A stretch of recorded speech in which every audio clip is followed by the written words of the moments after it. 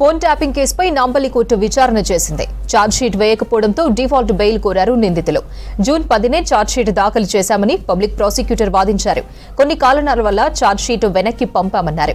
Bench మీద chargesheet లేకపోవడం వల్లే డిఫాల్ట్ బెయిల్ కోరామని నిందితుల తరపు న్యాయవాదులు వాదించారు. పలు సుప్రీంకోర్టు తీర్పులను ప్రస్తావించారు. తీర్పును రిజర్వ్ చేసిన కోర్టు రేపు బెయిల్పై తీర్పు చెప్పనుంది. మరింత సమాచారం సదానందం లైవ్ లో అందిస్తారు. సదానందం, ట్యాపింగ్ కేసు అప్డేట్స్ ఏంటి? ట్యాపింగ్ కేసులో నిందితులైనటువంటి ఇటు భుజంగరావు అలాగే తిరుపతన్న ఇద్దరు అడిషనల్ ఎస్పీల బెయిల్ పిటిషన్ పైన ఈరోజు నాంపల్లి కోర్టులో విచారణ జరిగింది. యాక్చువల్గా వీళ్ళు గతంలోనే 2 సార్లు బెయిల్ వేశారు. సో ఆ 2 సార్లు కూడా నాంపల్లి కోర్టు వీళ్ళ బెయిల్ పిటిషన్ని రిజెక్ట్ చేసింది.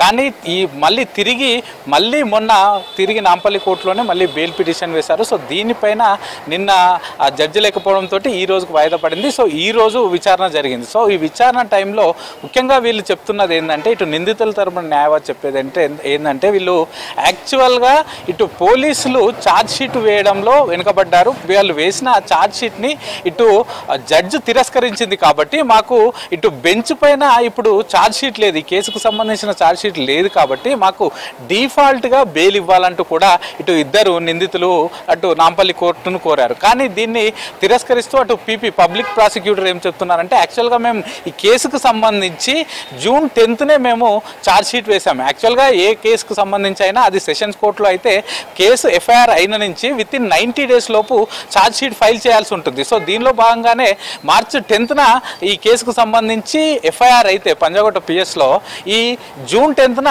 వీళ్ళు నాంపల్లి కోర్టులో ఛార్జ్షీట్ దాఖలు చేశారు. అయితే వీళ్ళు ఛార్జ్షీట్ దాఖలు చేసిన తర్వాత ఇటు నాంపల్లి కోర్టు వీళ్ళకి ఏం చెప్పిందంటే, పోలీసులకు మీరు మెటీరియల్ ఆఫ్ ఎవిడెన్స్ కానీ టెక్నికల్ ఎవిడెన్స్ కానీ ఏమి కూడా మీరు సబ్మిట్ చేయలేదు. కేవలం 69 పేజీల ఛార్జ్షీట్ మాకు ఇచ్చారు. దీనిలో అరెస్ట్ అయిన 4 నిందితుల స్టేట్మెంట్లు, దీంతో పాటు 67 మంది సాక్షుల స్టేట్మెంట్లు మాత్రమే ఉన్నాయి.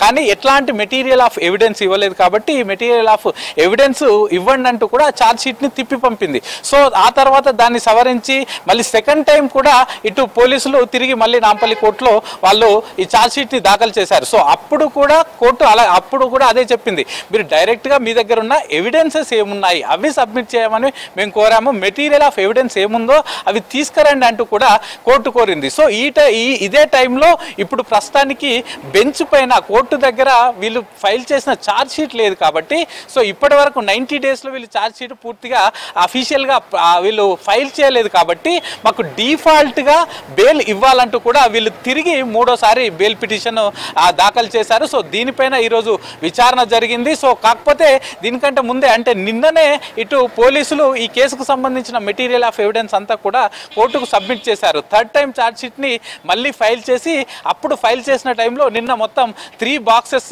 అందులో టెక్నికల్ ఎవిడెన్స్, సీడీలు, పెన్ డ్రైవ్లు, అలాగే వీళ్ళు కలెక్ట్ చేసినటువంటి ప్రణీత్ రావు ఏవైతే హార్డ్ డిస్క్లు వాటిని పూర్తిగా ఎలక్ట్రానిక్ కట్టర్ తోటి కట్ చేసి అటు మూసీలో వేసేసాడో వాటిని కలెక్ట్ చేసుకున్నారు పోలీసులు. ఆ తర్వాత సో ఆ కట్ చేసినటువంటి ఆ హార్డ్ డిస్క్లను కూడా వాటి పీసెస్ను కూడా తీసుకొచ్చి నిన్న నాంపల్లి కోర్టులో ప్రొడ్యూస్ చేశారు. మొత్తం 3 బాక్సెస్ నిండా అటు పెన్ డ్రైవ్లు ఉన్నాయి, దీనిలో సీడీలు ఉన్నాయి, దీంతో పాటు హార్డ్ డిస్క్లు ఉన్నాయి, అలాగే ఇవి కట్ అయిపోయిన హార్డ్ డిస్క్లు కూడా ఉన్నాయి. ఈ 3 బాక్సెస్ ఆఫ్ మెటీరియల్ ఆఫ్ ఎవిడెన్స్ని నిన్న నాంపల్లి కోర్టులో సబ్మిట్ చేశారు. కాబట్టి ఏం చెప్తున్నారంటే, ఈ కేసుకు సంబంధించి కొంత మేము వివరాలు పూర్తిగా సబ్మిట్ చేయకపోవడంతో మెటీరియల్ ఆఫ్ ఎవిడెన్స్ ఇవ్వకపోవడం వల్ల కోర్టు మమ్మల్ని తిరిగి పంపించిందే తప్ప వితిన్ 3 monthsలో మేము దీనికి సంబంధించిన ఛార్జ్షీట్ ఫైల్ చేశాము.